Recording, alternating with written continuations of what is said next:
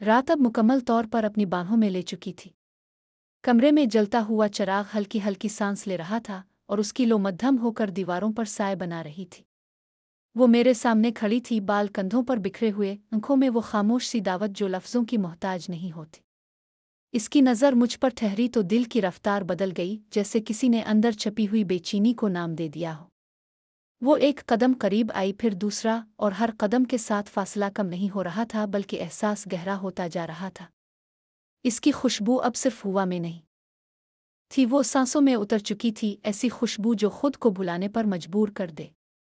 इसने बात की मगर आवाज़ से ज़्यादा इसकी कुर्बत बोल रही थी, और मैंने जवाब में खामोशी को चुन लिया, क्योंकि बाज़ लम्हे सवाल जवाब नहीं मांगते, सिर्फ मौजूदगी मांगते हैं। इसकी उंगलियां आहिस्ता से मेरी हथेली पर आईं, जैसे इजाज़त मांग रही हूं, और मैंने उंगलियां बंद करके वो इजाज़त दे दी। वो लम्स किसी आग की तरह नहीं था, बल्कि एक गर्म याद की तरह था जो आहिस्ता आहिस्ता फैलती है और पूरे वजूद को अपनी लपेट में ले लेती है।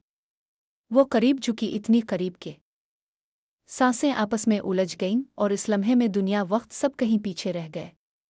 न कोई जल्दी थी, न कोई बेकरारी, सिर्फ एक खामोश तस्लीम के हम दोनों इसी लम्हे में होना चाहते हैं। इसकी आंखों में देखते हुए मुझे एहसास हुआ कि असल कशिश जिस्म में नहीं, इस ठहराव में है जो दो दिलों के बीच पैदा होता है जब वो एक दूसरे को पहचान लेते हैं। बाहर रात मजीद गहरी हो गई थी, मगर हमारे दरमियान एक नर्म सी रोशनी जल रही थी, ऐसी रोशनी जो बुझती नहीं, जो लम्स से नहीं बल्कि एहसास से रोशन होती है।